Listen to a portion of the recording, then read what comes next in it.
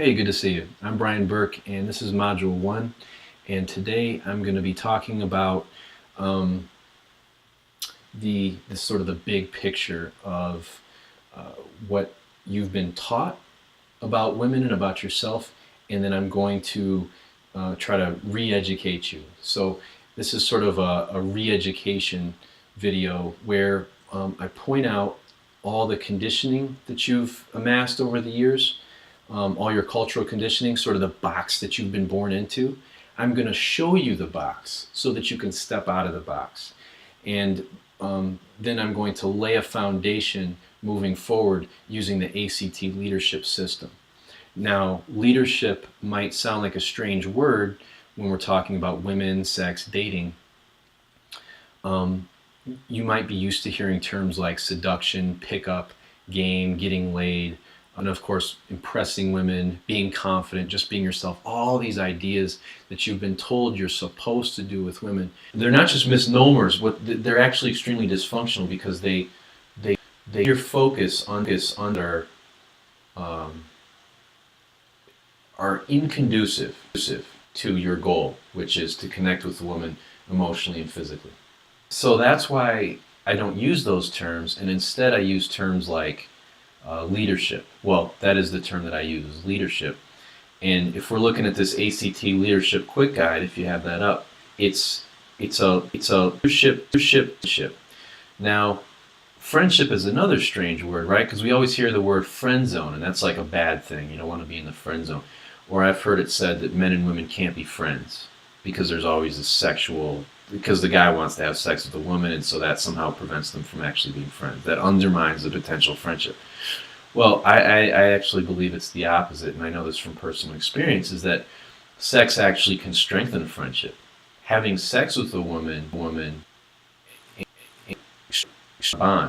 It is our level of trust that we have with each other. We've also made each other feel really better basis for a friendship than just making each other feel good. I mean, with my guy friends, of course, we make each other feel good by cracking jokes and being supportive of each other, doing pleasurable activity like lifting weights or whatever, video games, what do with your guys, or just hanging out, having beers, whatever. It's you share feelings with each other. And it's the same with women. Only with women, there's an experience that you can have that's extremely pleasurable, which is sex, or I should just say physical, because there's a lot that encompasses. I mean a sexship. I mean you're friends with the woman. Now, I would say up until maybe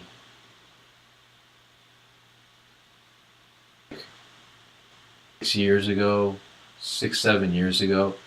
Up in that point, most of the women I slept with, I wouldn't really say were friends. Once I became sexually active, and then up until I would say my 24, 25, I would sleep with a lot of women, but I wouldn't necessarily call them my friends. I wouldn't feel that way about them, except for a couple. Dating, but not really liking the girl that much, or not even being liking her as a person, just trying to get laid, right? Now, what's interesting about that, those women would consider me their friend, but I wasn't thinking about them that way. With women that I meet now, they're all, my focus is on, number one, leading us into friendship. I have a great analogy that I'll give you in a second, but I want to lead them into friendship. And every woman that I've really been close to and spent a significant amount of time with in the past maybe 7-8 years, I would genuinely call them my friends. And the proof is that they still care about me and want to be in touch with me and talk to me, even though a lot of them are married or have boyfriends or whatever, or live in different cities, different parts of the world, still want to know how I'm doing, still genuinely care about me, and vice versa.